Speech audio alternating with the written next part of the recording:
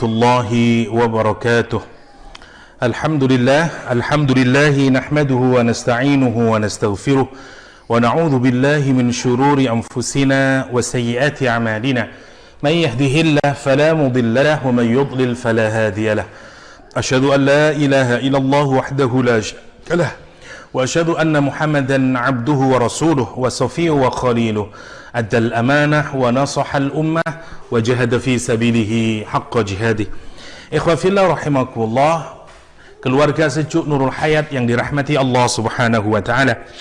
Kali ini kita insyaallah memasuki alhamdulillahirabbil alamin. Memasuki kisah baru, yakni kisah Nabi Lut alaihi salam dan kaumnya. Setelah kita kemarin membahas Nabiullah Ibrahim dan tamunya, kita akan menggali kisah Nabi Lut alaihi salam yang dijelaskan di dalam surah Al-Hijr dari ayat ke-57 nanti sampai berakhirnya kisah ini. Sebenarnya kisah Nabi Lut ini terdapat di banyak surat, ya. Ada di surah Al-A'raf, ada di surat An-Naml, ada di surat Hud, dan juga ada di surat Al-Hijr setelah yang lain. Kita akan berusaha mengcombine meskipun tidak secara utuh, tapi minimal kita akan sisipkan surah-surah atau ayat-ayat yang lain untuk melengkapi kajian kita. Bismillahirrahmanirrahim.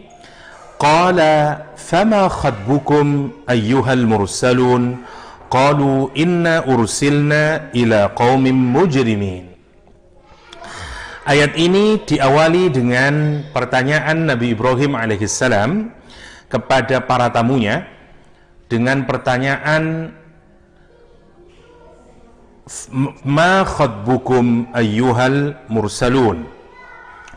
Kita kemarin sampai di penghujung kisah bahwa Nabi Ibrahim alaihissalam setelah memahami bahwa tamunya ini adalah malaikat yang diutus oleh Allah Subhanahu wa taala, dan tamunya itu kemudian memberikan kabar gembira kepada Nabi Ibrahim alaihissalam dengan kehadiran seorang anak laki-laki yang alim. Maka kemudian Nabi Ibrahim menyadari bahwa malaikat yang agung, apalagi bersama malaikat Jibril alaihissalam, tidak mungkin hadir apalagi bersama-sama dalam jumlah yang banyak. Datang hanya sekedar memberikan informasi kabar gembira bahwa istrinya Sarah akan mengandung dan memiliki seorang anak yang alim. Maka Nabi Ibrahim kemudian melihat bahwa tentu ini bukan tujuan utamanya, ya.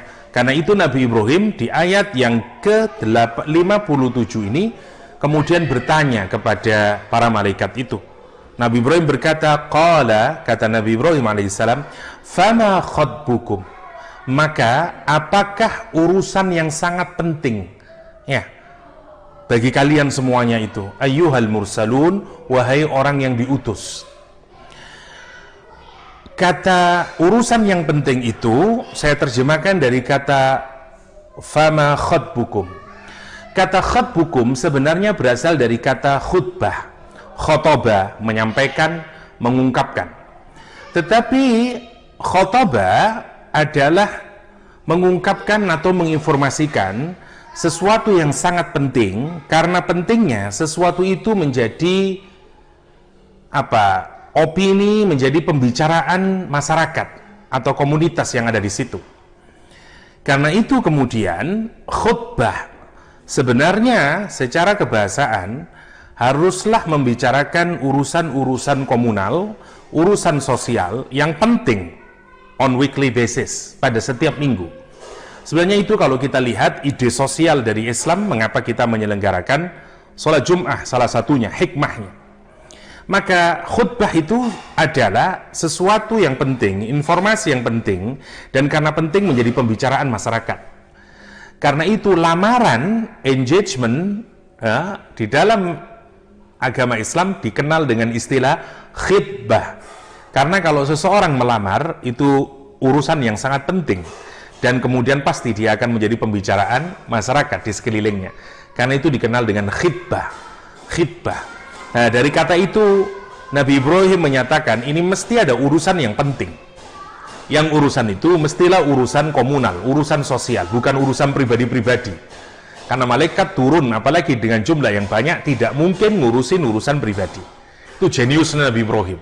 Ya, sehingga kita bisa melihat pertanyaan Nabi Ibrahim mengimplikasikan jeniusnya beliau, dan pertanyaan itu relevansinya untuk konteks sosial, karena beliau menyadari malaikat ini tidak mungkin turun hanya urusan pribadi seperti yang terjadi pada dirinya, yaitu memberikan bisyarah atau kabar gembira akan hadirnya anak laki-laki bagi Sarah. Karena itu Nabi Ibrahim bertanya, qala, kata Nabi Ibrahim, fama khatbukum ayyuhal mursalun. Qala fama khatbukum ayyuhal mursalun. Qalu, mereka kemudian berkata, inna ursilna ila qaumin mujrimin. Qalu, mereka kemudian berkata, inna, sesungguhnya kami, ursilna, diutus, ila qaumin mujrimin, kepada kaum yang melakukan tindakan kriminal, tindakan maksiat secara terus-menerus. Karena Al-Quran menggunakan kata benda, mujrim. Yang menarik untuk kata mujrim ini, kita perhatikan, kata ini sebenarnya secara format sama dengan kata muslim, mukmin, ya. Hal yang penting untuk kita catat, semua kata benda pelaku, ya, isim fa'il, ya, seperti mujrim, muslim, mukmin, mengindikasikan bahwa orang ini melakukan aktivitas bukan saja ditujukan kepada dirinya, tapi juga kepada orang lain, karena ada fungsi muta'addi di dalamnya. Contoh misalnya, orang muslim itu adalah orang yang tidak saja menyelamatkan dirinya dengan cara dia taat kepada Allah SWT, tapi dia juga menyelamatkan orang lain. Orang mukmin adalah orang yang mengamankan dirinya dan dia juga mengamankan orang lain. Orang yang meyakini kepada Allah SWT dan dia sebenarnya berusaha untuk agar orang lain juga memiliki iman. Karena format mukmin muslim itu harus menunjukkan aktif kepada orang lain. Dimensinya tidak hanya ke dalam tapi juga keluar.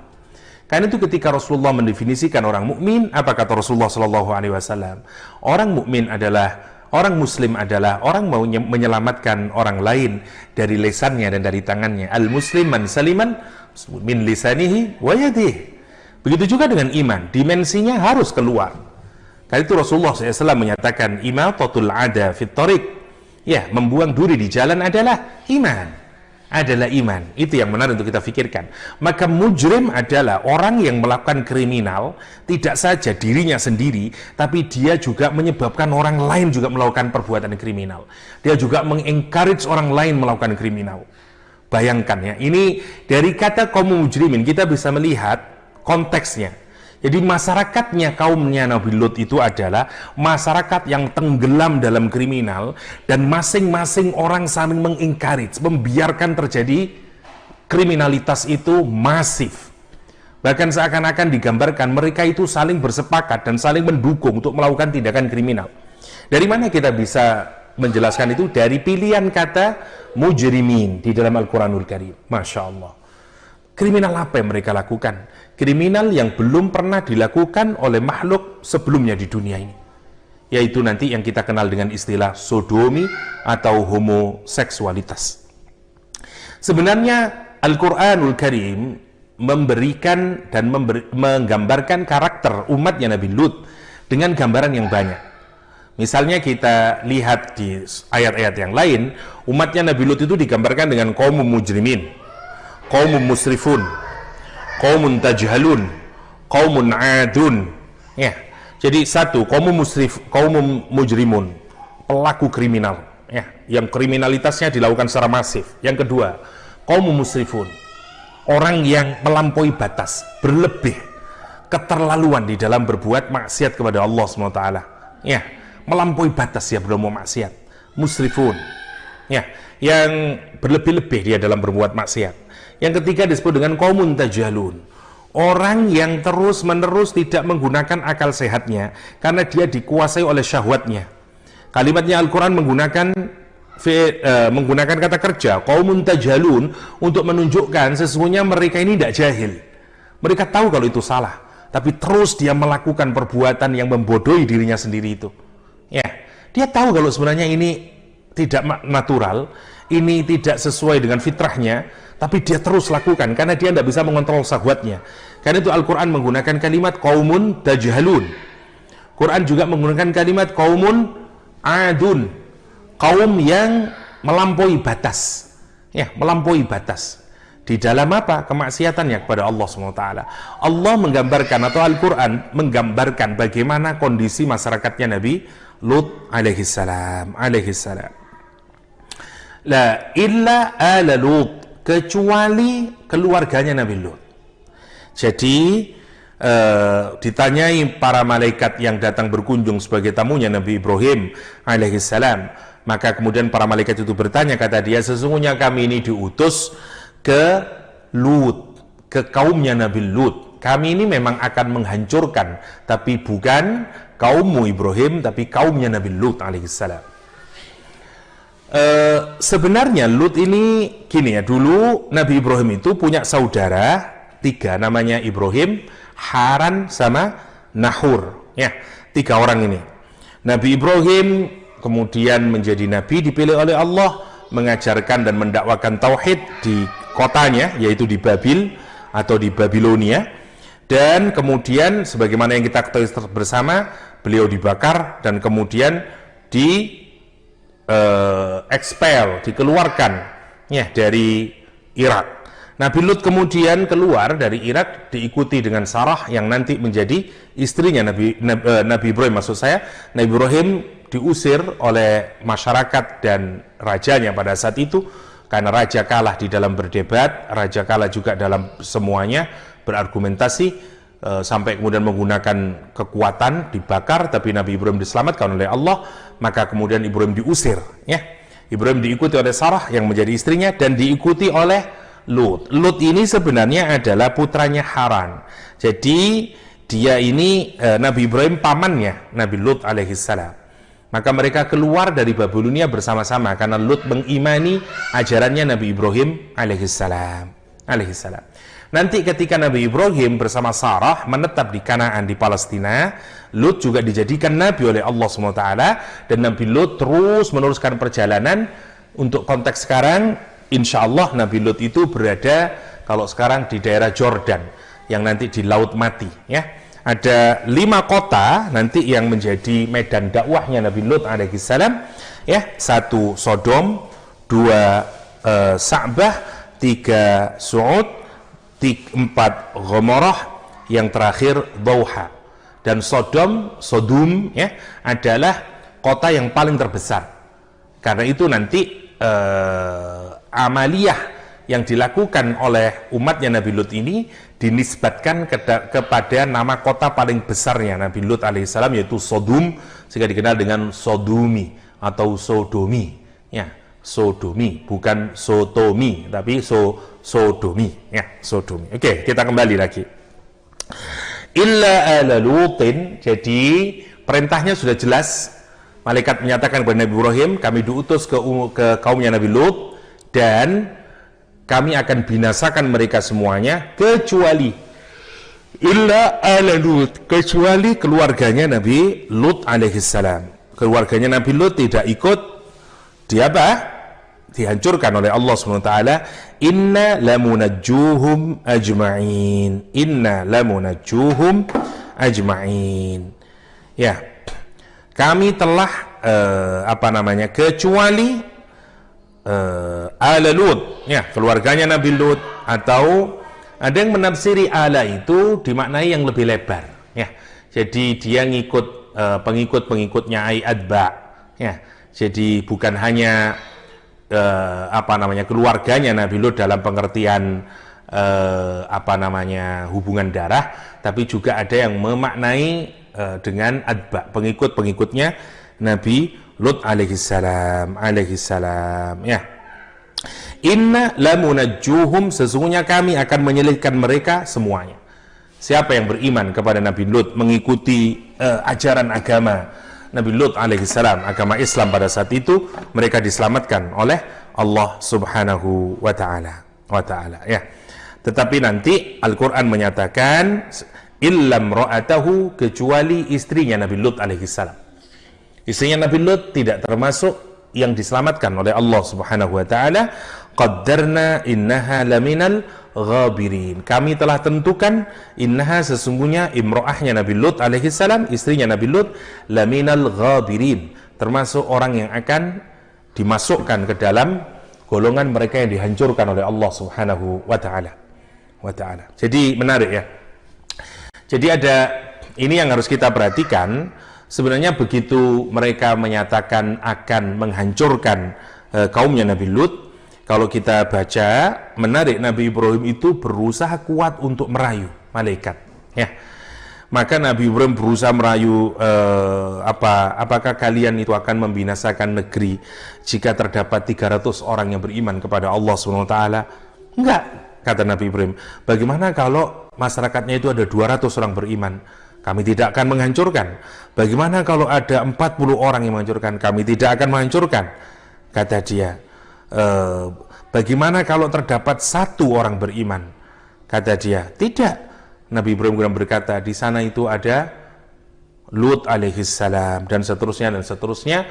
Allah SWT, para malaikat itu kemudian menjawab bahwa ini sudah ketentuan Allah SWT, qaddarna, ya, sudah ditentukan oleh Allah, dan kamu tidak akan tahu urusan ini, wahai Ibrahim. Itulah nanti kenapa kemudian para orang beriman, ya, Nabi Lut dan anak-anaknya, semuanya nanti dikeluarkan, karena memang rumus kalau Allah menghancurkan, ya, satu komunitas, satu negeri, maka caranya adalah dengan dikeluarkan dahulu orang-orang yang beriman. Begitu sudah tidak tersisa orang beriman yang di sana, maka kemudian hukum Allah akan dilaksanakan. Demikian juga yang terjadi pada Nabi Muhammad SAW dan para sahabatnya. Selama ada Rasulullah SAW di Makkah saat itu, maka Makkah betapapun zalim mereka melakukan kekejian, ya, tetap saja tidak dihancurkan Makkah. Kenapa? Karena masih ada Rasulullah SAW. Ya, karena masih ada Rasulullah SAW. Itu masalahnya. Lah, atau orang-orang beriman, ya. Jadi kita ini sebenarnya juga punya hutang kepada orang-orang yang saleh. Kenapa? Karena mereka Allah tidak menurunkan azabnya. Ya, Masya Allah.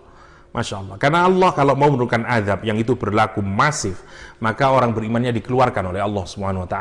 Sebagaimana yang terjadi pada Makkah atau yang terjadi pada Nabi Lut alaihissalam. Itu poinnya. Nabi Ibrahim ini berusaha mati-matian sebenarnya untuk berusaha agar menggagalkan atau paling tidak menunda, ya. Karena Nabi Ibrahim itu kasihan banget mikirin nanti kalau umatnya Nabi Lut itu dihancurkan. Ini yang menarik dari lagi-lagi dari sifatnya Nabi Ibrahim alaihissalam, ya. Karena itu nanti Al-Quran menyatakan, misalnya kalau di surah Hud misalnya, inna Ibrahim lahalimun, ya, inna Ibrahim lahalimun awwahum munib. Nabi Ibrahim itu disifati oleh Al-Quran kalau di surat Hud, inna Ibrahim lahalim, orang yang sangat penyabar. Karena itu nanti putranya Ismail juga halim, sangat penyabar, Masya Allah, empatinya sangat besar. Karena itu disebut dengan halim, sangat penyabar. Orang tua yang halim, Masya Allah, mesti akan melahirkan anak-anak yang top. Sebagaimana Ibrahim yang halim melahirkan Ismail. Nabi Muhammad simak, siapa ibunya Rasulullah SAW? Ya, Aminah. Tapi sejak kecil Nabi Muhammad diasuh oleh siapa? Halimah. Ya, Masya Allah. Satu akar, Kak? Sama, ya, Halim untuk laki-laki, Halimah untuk perempuan. Masya Allah. Jadi ini Nabi Ibrahim. Allah itu orang yang sering merintih. Sebenarnya berasal dari kata kalau Nabi Ibrahim itu paling sering nangis merintih kepada Allah SWT. Dia sering kembali kepada Allah, nangis merintih dalam doa-doa munajatnya, tahajudnya kepada Allah SWT. Karena itu disifati oleh Allah dengan awwah, lahalimun awwahum munib, ya. Karena Nabi Ibrahim berusaha agar tidak menghancurkan umatnya Nabi Nabi Lut, sampai malaikat berkata, ya Ibrahim a'rid an hada, wahai Ibrahim berpalinglah kamu dari urusan ini, ya, a'rid an hada, innahu qad jaa amru rabbik, sesungguhnya telah datang keputusan atau ketentuan Rabbmu ini, wa innahum atihim adzabun ghairu mardud, ya, udah datang ini ketentuan Allah SWT berupa apa? Azab yang tidak bisa lagi ditolak. Kata Al-Quran, adzabun ghairu mardud, adzabun ghairu mardud. Ya, jadi di rumusnya, kalau kita baca Al-Quranul Karim, sebenarnya rumus Allah itu menghancurkan komunitas atau negara, itu rumusnya sebenarnya ada dua kalau pakai Al-Quranul Karim, ya. Wa ma kana Allah mu'adzibahum wa anta fihim, wa ma kana Allah yu'adzibahum wa hum yastaghfirun. Allah itu tidak mengadab, tidak menjadi zat yang mengazab satu komunitas selama engkau Muhammad ada di tengah-tengah mereka, dan Allah tidak akan mengazab satu komunitas sepanjang mereka masih memohon ampunan kepada Allah SWT, masih beristighfar. Karena itu nanti kalau kita melihat umatnya Nabi Lut sudah ada beristighfar. Dari mana kita tahu? Qaumun adun, qaumun musrifun, qaumun tajalun, qaumun mujrimun. Sudah digambarkan sedemikian rupa oleh Al-Quran. Mereka pelaku kriminal, terus-menerus melakukan kriminal. Karena itu kemudian sudah tidak ada lagi hal yang bertentangan dengan sunnahnya Allah yang harus berlaku kepada kaum yang memang harus dihancurkan. Ya. Kita baca selanjutnya, Allah menggambarkan bahwa semua kaumnya akan dihancurkan, tapi Allah menyelamatkan Nabi Nuh alaihissalam, keluarganya dan para pengikut-pengikutnya, illam ra'atahu, kecuali istrinya. Menarik kita melihat istrinya ini, istrinya Nabi Lut tidak termasuk orang yang diselamatkan oleh Allah Subhanahu wa taala. Kenapa? Karena istrinya Nabi Lut ini supporternya homoseksualitas, waqila. Jadi dia ini bukan termasuk orang yang menolak, meskipun tidak melakukan, ya, mensupport saja. Dan waqila, istrinya Nabi Nuh ini adalah termasuk orang yang berkhianat karena Nabi Lut maksud saya, karena dialah orang yang membocorkan rahasia bahwa di rumahnya ada tamu-tamu laki-laki yang tampan-tampan, yaitu malaikat. Sehingga nanti masyarakat ngerangsek semuanya menuju rumah Nabi Lut alaihissalam. Karena itu Al-Quran menyatakan istrinya Nabi Lut itu berkhianat, ya. Fakhanatahuma, ya. Di surat Tahrim misalnya, Allah Subhanahu wa taala menggambarkan dua istri Nabi yang sama-sama berkhianat kepada suaminya, ya. Wadrib lahum mathalul ladzi daraballahu mathalan lil ladzi nakafaru imra'ata Nuhin wa imra'ata Lut kanata tahta abdaini min ibadina fakhanata, keduanya berkhianat.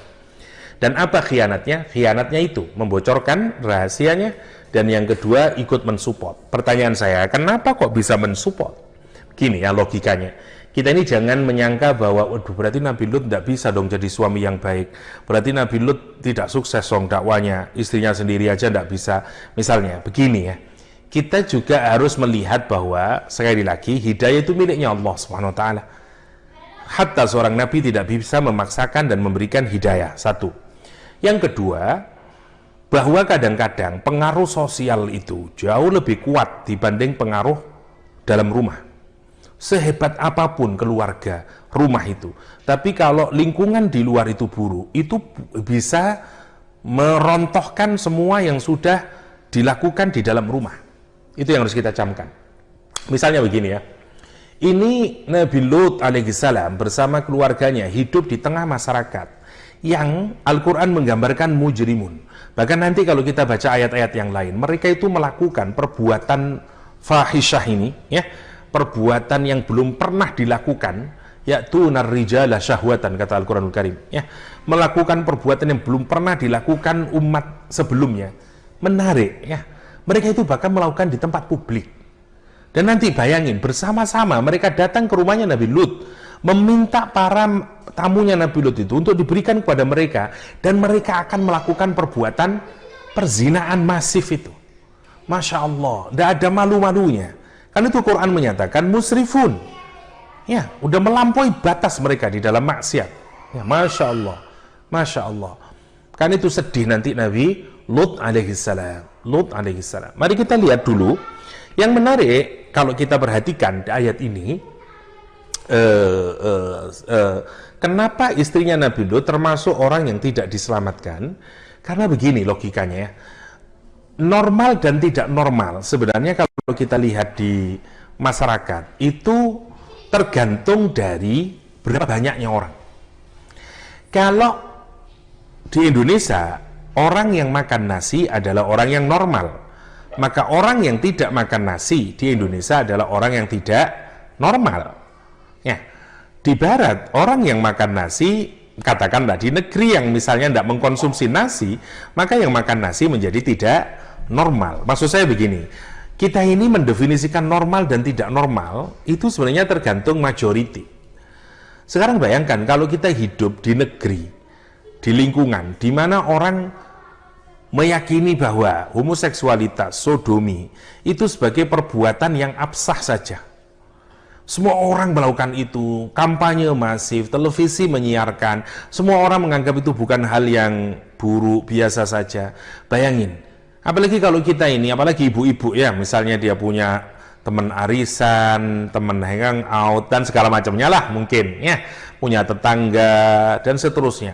Bayangin kalau yang dia tonton begitu, yang dia gaul begitu, masifnya pengaruh sosial itu menarik kalau kita pikirkan, dan itu terus-menerus membombardir istrinya Nabi Lut alaihissalam. Sampai kemudian mereka berpikir, ya mungkin suami saya yang agak misalnya keterlaluan, mungkin suami saya yang sok, misalnya, dan seterusnya. Itu kita bisa melihat betapa beratnya pengaruh lingkungan terhadap diri. Hatta itu seorang istri Nabi, apalagi istri ustadz, apalagi istri bukan ustadz, ya, wis tidak dididik di rumahnya, waduh, apalagi tidak kita kontrol pergaulan sosialnya. Oh, Masya Allah. Apalagi sekarang ini pergaulan sosial sudah bukan bisa dilakukan secara virtual. Dan kalau kita tidak tahu apa yang dilakukan oleh anak-anak kita dengan Instagramnya, dengan Facebooknya, dengan dan seterusnya, itu bahaya sekali. Karena pendidikan yang kita lakukan di rumah bisa amburadul kalau kita tidak melihat pengaruh dunia sosial, baik yang non-virtual dan yang virtual, baik yang tidak medsos, yang tidak berupa media, atau yang berupa media sosial. Itu pentingnya kita melihat hatta istrinya Nabi Lut berakhir dengan tidak diselamatkan oleh Allah subhanahu wa ta'ala. Subhanahu wa ta'ala. Falamma ja'a Lutinil mursalin, maka ketika datang tamunya Nabi Lut, ya, maka ketika datang, ya, ala Lutinil mursalin, ya, orang-orang yang diutus, malaikat yang diutus oleh Allah SWT kepada Nabi Lut alaihissalam, ya, para utusan ini mendatangi keluarganya Nabi Lut. Kalau kita cerita di tafsir misalnya dijelaskan, mereka ini sebenarnya pertama kali bertemu dengan putri-putrinya Nabi Lut alaihissalam. Dan putrinya Nabi Lut kemudian bertanya, tidak bertemu siapa, bertemu dengan Lut. Dia bilang, kemudian bilang ke Nabi Lut memberikan suggestion, memberikan arahan, bukan suggestion ya, tidak ada itu, memberikan arahan agar masuknya ke kota itu menjelang gelap saja, agar tidak diketahui oleh banyak orang, karena orang-orang itu kalau melihat anak tampan, orang tampan, pemuda tampan, bahaya, menarik di sana di zaman dahulu itu ya. Sehingga kemudian begitu mereka telah sampai, ya, para tamunya ini ke rumahnya Nabi Lut alaihissalam, qala innakum qaumum munkarun, ya. Nabi Lut kemudian berkata, qala innakum, sesungguhnya kalian semuanya ini kaum munkarun, sama persis dengan ucapan Nabi Ibrahim alaihissalam. Sesungguhnya kalian semuanya ini adalah kaum munkarun, yang diingkari. Maksudnya saya tidak pernah tahu rumahmu di mana, asalmu dari mana, namamu siapa. Ya, kaum munkarun. qaumun munkarun. Saya tidak tahu siapa kalian ini. Qalu, mereka kemudian berkata, bal ji'naka bima kanu fihi yamtarun. Qalu, mereka kemudian menjelaskan siapa mereka dan apa fungsi kedatangannya. Singkatnya ya, apa kata para malaikat ini? Qalu bal, akan tetapi ji'naka, kami ini datang kepadamu Nabi Lut, bima, dengan sesuatu, kanu, yang adalah mereka semuanya, ya, yakni kaummu, fihi, di dalam sesuatu itu, yamtarun, terus menerus meragukan, ya, yamtarun, terus menerus meragukan, terus menerus mendustakan, ya, itu namanya yamtarun. Yamtarun itu sebenarnya dari kata miryah. Miryah itu keraguan yang mendorong pelakunya curiga dan kemudian membantah, membabi buta, ngawur. Jadi kalau kita ini ragu terus kemudian membuat kita ngawur, menolak, namanya mumtarin. Umatnya Nabi Lut itu digambarkan dalam Al-Quran selalu meragukan secara membabi buta, tanpa logika, tanpa reasoning yang jelas. Pokoknya apa saja yang diajarkan oleh Nabi Lut, terutama berkenaan dengan azab Allah SWT, mereka itu meragukan, apa itu apa, bener dong gini, itu namanya mumtarin. Masya Allah ya, ini yang penting untuk kita pikirkan, karena sudah banyak sekarang ini anak-anak, orang-orang yang sudah mulai meragukan, meragukan ajaran agama ini. Dan bayangin kalau kita telisik lebih jauh, nah itu ngawur saja, meskipun dia tidak tahu dalilnya, pokoknya bagi dia tidak make sense aja lah. Ya, ini yang penting. Itu yang digambarkan oleh Al-Quranul Karim. Ketika malaikat berkata, kata malaikat, kami datang kepadamu untuk apa? Untuk mengirimkan azab yang terus menerus mereka dustakan, yang terus mereka ragukan secara membabi buta itu. Masya Allah. Wa atainaka bil haqqi wa inna lasadiqun. Dan sesungguhnya ya, dan kami datang kepadamu Nabi Lut bil haqqi, dengan kebenaran. Ini sudah garanti, pasti. Kami datang bukan atas mau kami sendiri, kami diutus oleh Allah SWT dengan membawa kebenaran, ya. Dan sesungguhnya kami betul-betul orang yang benar. Kami ini jujur, tidak ada yang kami buat-buat. Memang kami akan datang untuk membinasakan kaummu. Ya. Apa yang kemudian terjadi? Bagaimana reaksi kaumnya Nabi Lut setelah mengetahui bahwa di rumah Nabi Lut ada tamu-tamu yang tampan istimewa? Apa yang mereka lakukan dan bagaimana akhir dari azab yang akan menimpa kaumnya Nabi Lut bersama istrinya Nabi Lut? Insya Allah kita lanjutkan esok hari di jam dan di ruang tamu yang sama. Hadanallahu wa iyyakum ajma'in, wa sallallahu ala nabiyyina Muhammadin wa alihi wa sahbihi wa sallam, wa akhiru da'wana anil hamdulillahi rabbil alamin. Wassalamualaikum